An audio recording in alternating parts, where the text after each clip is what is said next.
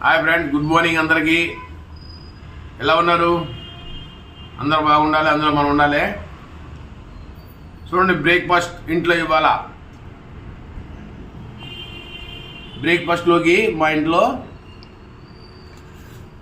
Egg fried rice. Okay,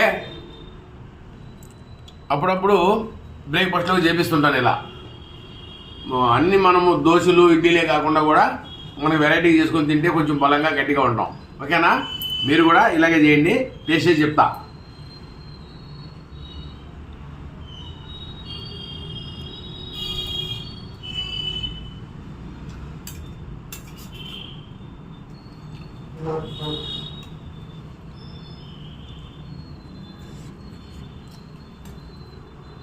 స్పైసీగా చాలా బాగుంది.